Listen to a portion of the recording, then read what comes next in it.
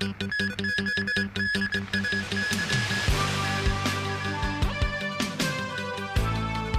fresh cross-border operation to crack down on illegal immigrants from Vietnam.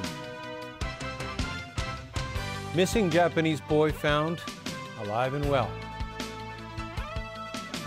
And the Louvre Museum is closed as flooding hits France.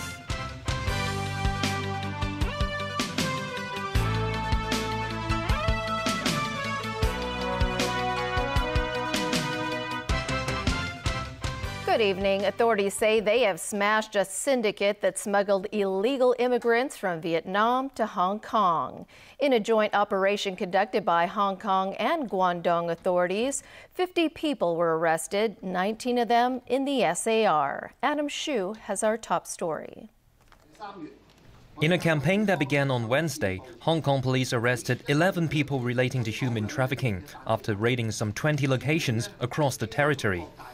9 of those arrested, 7 Vietnamese nationals and 2 Chinese, are believed to be the syndicate's core members. The other 2 are suspected to be Vietnamese illegal immigrants. Some $100,000 of cash was confiscated. Among the other items seized, phones, documents related to the illegal immigrants' hideouts, and bank cards suspected to be used for money laundering. Authorities say each illegal immigrant was believed to have paid the smuggler 30,000 Hong Kong dollars. They entered Guangxi from Vietnam before heading to Shenzhen. From there, they were spirited into Hong Kong.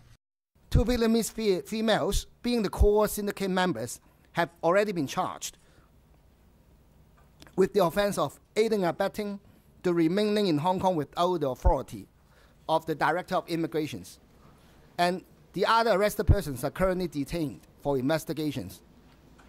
At this time, the operation is still actively ongoing, and police would not rule out any possibility of further arrest. Of the 8 others arrested locally, they are accused of, for example, employing illegal immigrants as well as overstaying their visas.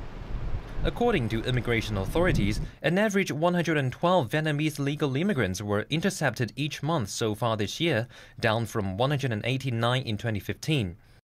The Immigration Department attributes the drop in the number of illegal Vietnamese immigrants to Guangdong authorities stepping up their crackdown on human trafficking. The police said such cross-border operations, which have proven to be effective, will be continued. Adam Xu, TVB News. The trial of 7 police officers accused of beating up an Occupy protester in 2014 continued today. The court heard arguments on whether footage from various media outlets should be accepted as evidence. Winna Wong has more. The 7 police officers arrived at the district court on the 3rd day of their trial. The first witness to testify today was Station Sergeant Chang Ho-chung. Chang said on the night of the incident, he spotted 2 colleagues trying to subdue a man in black, so he went to help. The man claimed he had been hit by pepper spray, so Chang rinsed his face with water before handing him over to a group of criminal investigation officers. The prosecution then played ATV news footage of the incident. Chang said he did not recognize some of the officers in the video. He agreed the footage in question did not fully reflect what happened between him and the man in black. Another witness, Senior Inspector Wat Chin-chuk, said he helped subdue a man that night. He also agreed the ATV footage did not fully show the incident in its entirety. Several members of staff from local media also testified in court. Ed Chim was a video editor in ATV's news department.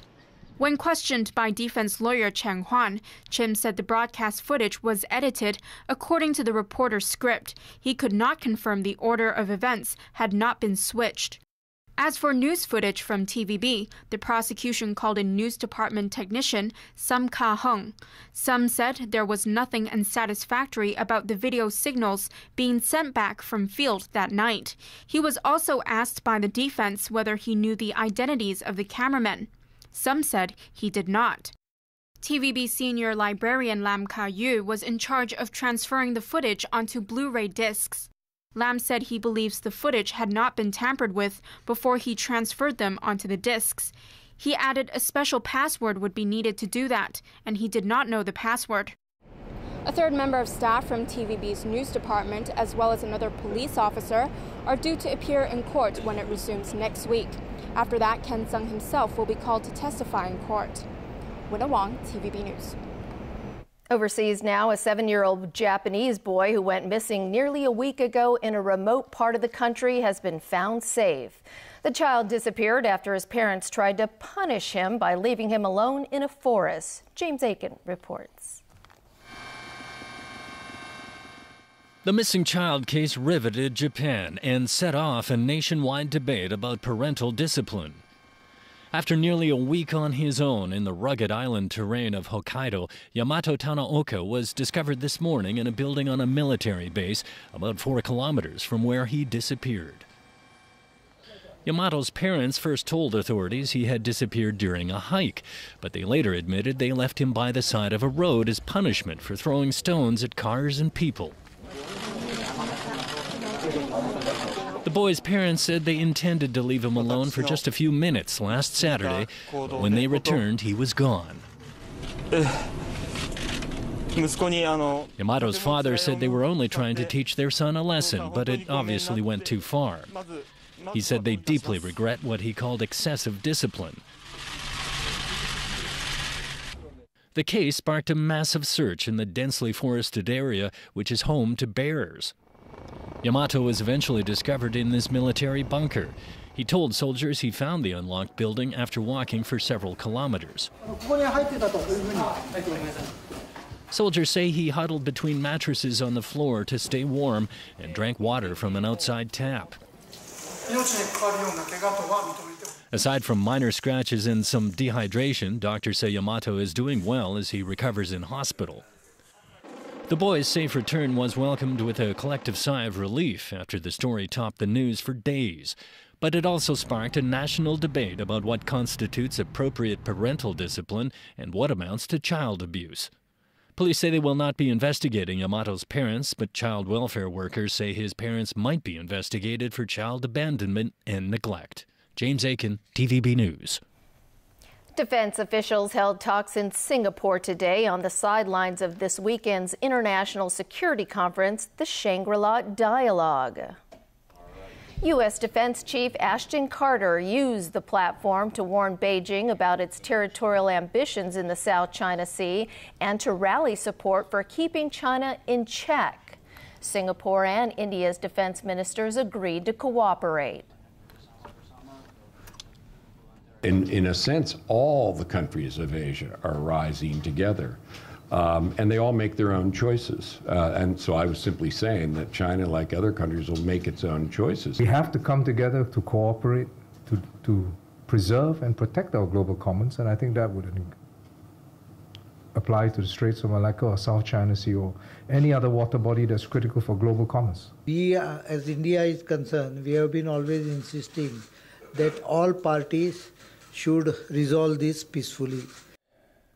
In Europe, torrential rains have caused rivers in France and Germany to burst their banks. At least 10 people have been killed by the flooding so far, and thousands have been forced from their homes. And the Louvre Museum in Paris is closed. Alan Booknia reports. Paris is on high alert as the River Seine, which winds through the heart of the city, has reached its highest level in years. The warning means flooding could have a severe impact on buildings and people in the vicinity. This resident said they usually pass under the bridge over there. But right now, well, we weren't expecting this. Boat cruises have been cancelled, and a suburban train line running next to the Seine that serves popular tourist sites has been shut down. The famous Louvre Museum is closed today as artworks in rooms threatened by floodwaters are moved upstairs. Its most famous painting, Leonardo da Vinci's Mona Lisa, is staying put on an upper floor. These tourists from Turkey are disappointed they've missed the chance of a lifetime. But unfortunately, when we came here, we saw it's closed. We didn't know that, and tomorrow we are going to leave. The worst-hit areas are just to the south of Paris, with thousands being evacuated from their homes. This man was philosophical and preached patience. If you put things in perspective, he said, there are more dramatic things happening elsewhere. French President François Hollande blamed climate change and urged action on a world scale. In southern Germany's Bavaria state, at least 6 people were killed by the flooding and several people are missing. Thousands of homes have been cut off from electricity.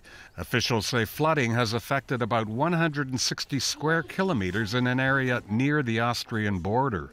Damage has been estimated to be at least in the tens of millions of euros. Poland and Romania have also been hit by severe flooding. Alan Brookniet, TVB News. German police have arrested 3 Syrian men suspected of planning a terrorist attack in Dusseldorf for the Islamic State group. Prosecutors said the men were arrested in 3 different German states. The plot was thwarted by a 4th suspect who went to French police in February with the details. The plan called for 2 suicide bombers to blow themselves up in central Dusseldorf and then for other assailants to kill as many people as possible using firearms and explosives. But authorities said there's no indication they had started on concrete preparations. And still ahead in our news, Tam-Yu Chung apologizes over special hospital treatment. The U.S. House Speaker says he'll now back Donald Trump. And the Warriors draw first blood in the NBA Finals.